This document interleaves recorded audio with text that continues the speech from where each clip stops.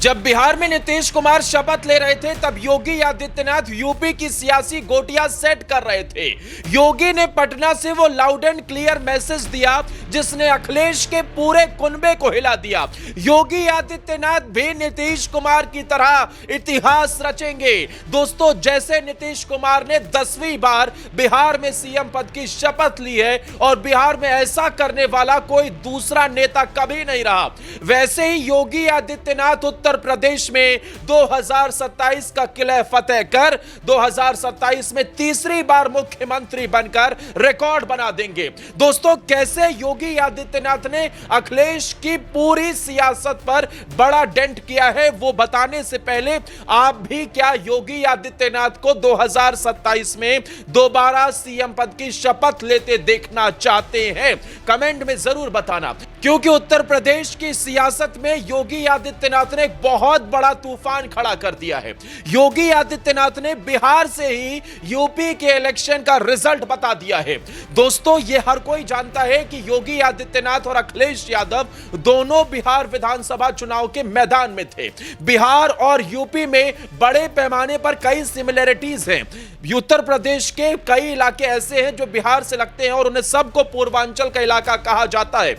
लेकिन दोस्तों, सबसे बड़ी बात, अखिलेश यादव को जिसकी वजह से नींद नहीं आ रही है, अखिलेश यादव जिस वजह से अचानक से मौन हो गए हैं, शांत हो गए हैं और उनकी सियासत को इतना बड़ा झटका लगा है कि वो टेंशन में चले गए हैं। दोस्तों, सिर्फ अखिलेश यादव ही नहीं बल्कि शिवपाल यादव और पूरा अखिलेश यादव परिवार का कुनबा सोच में पड़ गया है कि योगी आदित्यनाथ से कैसे निपटा जाए, क्योंकि बाबा का बुलडोजर ऐसा गरजता है, बाबा की धमक ऐसी है जो बहुत दूर तक सुनाई देती है। दोस्तों, योगी आदित्यनाथ ने दरअसल बिहार के इलेक्शन से उस सबसे बड़े फैक्टर की काट निकाली जिसे यादव परिवार या फिर तेजस्वी यादव की बात हो बिहार में, उत्तर प्रदेश में बात हो मुलायम सिंह यादव का परिवार जिसके अभी अखिलेश यादव सर्वे सर्वा हैं, उसकी सबसे बड़ी काट निकाल ली है। दोस्तों, आपको याद होगा कि कैसे यह माना जाता रहा है, चाहे उत्तर प्रदेश चाहे बिहार की पॉलिटिक्स हो,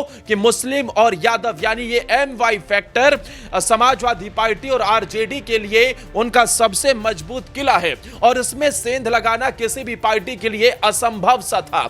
लेकिन योगी आदित्यनाथ ने इसकी भी काट निकाल ली। दरअसल योगी आदित्यनाथ बिहार विधानसभा में 41 सीटों पर प्रचार करते नजर आए और इन 41 सीटों में ज्यादातर सीटें ऐसी थी जो मुस्लिम बाहुल्य थी और उन मुस्लिम बाहुल्य इलाकों में जाकर योगी ने हिंदुओं को एकजुट कर दिया। योगी ने कहा कि भैया, मुसलमान और यादव अगर ये एक जगह जाना चाहते हैं तो जाइए, लेकिन बाकी पूरा हिंदू एक साथ आ जाइए। और इसी ने अखिलेश यादव और तेजस्वी यादव के पैरों के नीचे से जमीन साफ कर दी है। दोस्तों, उत्तर प्रदेश के अंदर 2027 में चुनाव है और बिहार इलेक्शन उसी 27 के चुनाव को सेमीफाइनल माना जा रहा था, क्योंकि देश में सबसे ज्यादा लोकसभा सीटें जिन राज्यों से आती हैं वो यूपी बिहार है। बड़े पैमाने पर यहां मतदाता रहते हैं और यूपी का बॉर्डर बिहार से लगता है, यानी बिहार की वजह से डायरेक्ट इंपैक्ट भी उत्तर प्रदेश में होता है। लेकिन दोस्तों, उत्तर प्रदेश की पॉलिटिक्स में भी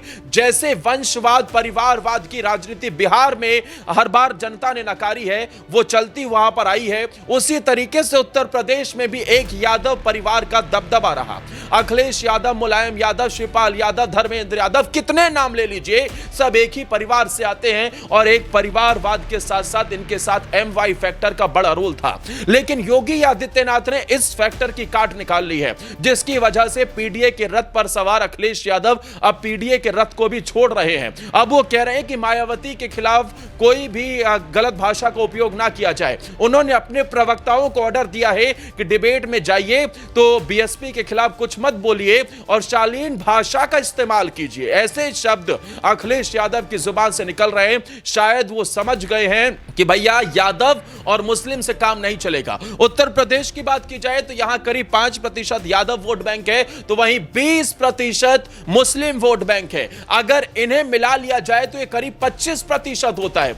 ऐसे ही बिहार में यादव वोट बैंक और मुस्लिम वोट बैंक को मिला लिया जाए तो वहां भी करीब 25 से 30% होता है। लेकिन एक तरफ 30% था, दूसरी तरफ 70% था और योगी ने वहीं से खेल कर दिया था। ऐसे ही उत्तर प्रदेश में चाहे दलित हो, ओबीसी हो, ईबीसी हो या फिर जनरल हो, हर कैटेगरी यानी कि हिंदुओं को बांटना नहीं है, एकजुट करके योगी एक मंच पर ले आए हैं। और अगर हिंदू एकजुट हुआ तो अगर बाकी में यादव वोट बैंक भी बड़े पैमाने पर योगी की तरफ शिफ्ट हुआ है।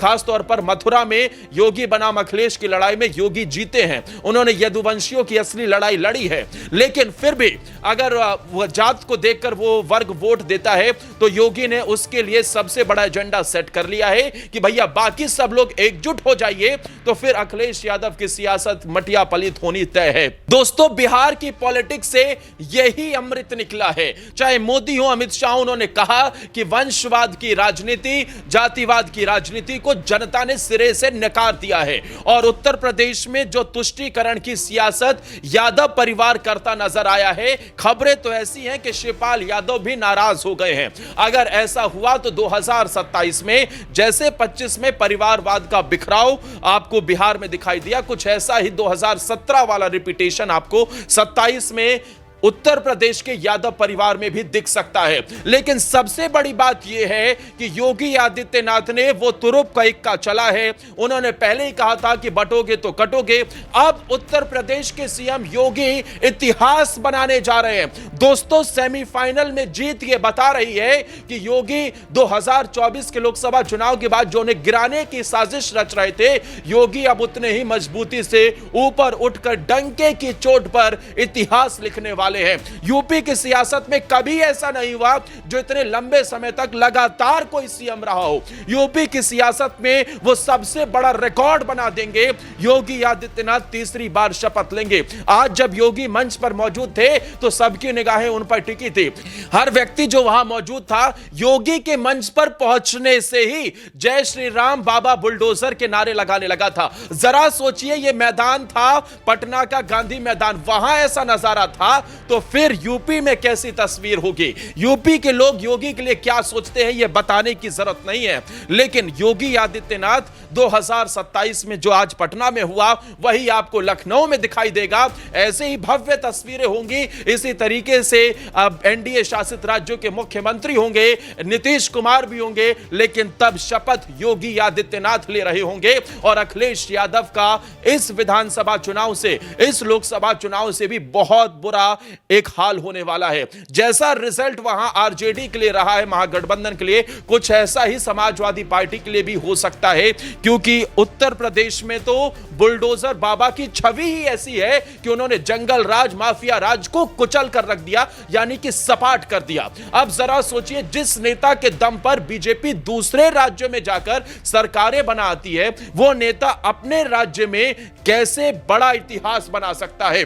अगर आप मेरी इस बात से सहमत हैं कि 2027 में योगी आदित्यनाथ तीसरी बार सीएम पद की शपथ लेने वाले हैं, क्या आप भी उन्हें मुख्यमंत्री बनते एक बार फिर देखना चाहते हैं? योगी के कंधों पर क्या कमान आप सौंपना चाहते हैं? तो कमेंट कर जरूर बताइएगा और अपनी राय हमें कमेंट में बताते हुए इससे ज्यादा से ज्यादा लाइक करना दोस्तों, और हमें सब्सक्राइब कर लेना।